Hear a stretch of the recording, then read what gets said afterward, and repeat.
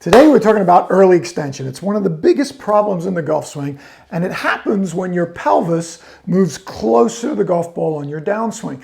That makes it hard for you to maintain your body angles and stay in posture. So here's a couple key things with early extension. I'm at home like many of you are, and I'm using a wall and I'm using some things to try and help you understand how to stop it. And this is a great time to do that. So here's a cool thing you can do with just a wall behind you. First thing I do is I take my palms like such, and you'll notice your hand is about an inch thick. I'm going to put those right on my butt with my palms facing away from me.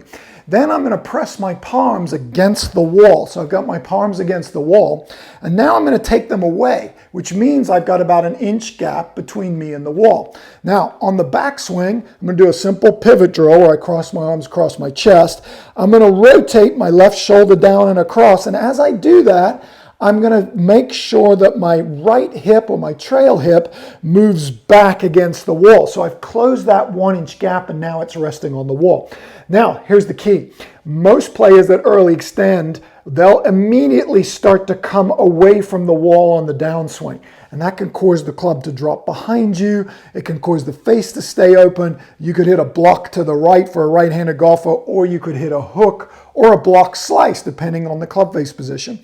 So here's what I want you to do. You're going to go to the top of your backswing and press your butt into that wall. Now I want you to feel like your lead side, your left side for a right-handed golfer, moves away first. So feel like the right side stays put, but the left side moves away. And what you'll feel is while your right butt cheek's still on the wall, you'll feel now your left butt cheek hits the wall. Now, once your left butt cheeks hit the wall, you can simply push with your lead leg as if you're going to knock the wall down. Your right butt cheek will come off the wall, but that will give you the proper hip movement to stop this early extension. So this is a key ingredient to stopping early extension, is understanding that I've got to load the glute on the backswing.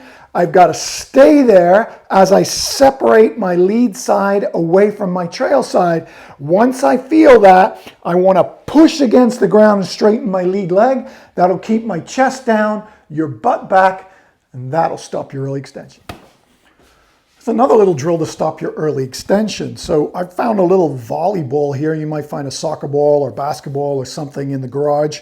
Bring it into the house. We're going to use this. So this actually acts as a pretty cool aid to help with early extension. What I'm actually going to do is I'm going to need a wall. I'm going to take this, I'm going to put it right on my tailbone here and just simply get in my setup position with the ball behind me. Because this ball is spherical in shape, what it enables me to do is rotate around it. I can actually feel like I'm turning back into it, and it gives me some pressure, so it's trying to push me off the wall. Make sure that I load into this trail leg and put pressure into that heel of this trail side. Then on the downswing, what it does is it enables me to shift, and once I feel the pressure move to my lead foot, I can push against the wall, and a lot of times the ball will drop down like that. So again, it's another great way, a little aid that you can use to help you get the right motion for your hips. Make sure you're pushing back against the ball, and then as you start down, you're going to always feel like this lead side pushes away. When you do that, it feels like the belt buckle is actually moving back underneath you. So a lot of times I have the sensation that my belt buckle is moving towards my trail heel, and that happens just by simply taking this lead leg and putting it back without driving this leg too soon. So a lot of players that early extend, they tend to drive their right side or their right heel off the ground very quickly. This tends to throw their spine back this way. Pelvis comes underneath them, and it's very difficult to stop the early extension. So just using a volleyball or any kind of a ball, or just using the correct sensations, you can really do yourself a lot of good to help try and stop early extension. So in the golf swing, we're always trying to maintain our body angles as best we can, feel like our chest is down through impact so that our pelvis stays back and underneath us.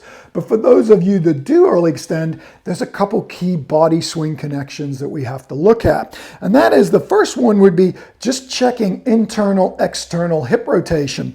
So A lot of times we talk about internally rotating the hip and the ability to actually sit and rotate this hip back. That's a big key ingredient. If my hips are tight, I can see a little bit of a sway, or I might actually just stand up. Sometimes we see this one where they straighten the leg because they're trying to get turn because they don't have good hip mobility. So they have to straighten the leg in order to get turn. So those are teach arounds. You can certainly do that. It just affects everything else. So golf is a cause and effect game. So if one thing isn't working, you usually get it from somewhere else. So the easiest way is to try and get those hips functioning. But there is one area of the hip that is often not talked about, and that is something we call not internal hip rotation, but external hip rotation, my ability to externally rotate my hip. This is usually easier for most people, but people that have a tough time with external hip rotation, they will often on the downswing drive their foot off the ground. You'll see their knee kick in towards the golf ball. You'll see the foot come off the ground early, and that could be because they don't have the ability to externally rotate the trail hip, and as a result, they're driving from the foot. So that's just another little one to look at. So the best way to get checked is to find a TPI certified expert, have them check your internal and external hip rotation, also check your glutes and make sure they're firing. And if you do that, you'll be on your way to fixing your early extension and understanding your body swing connection.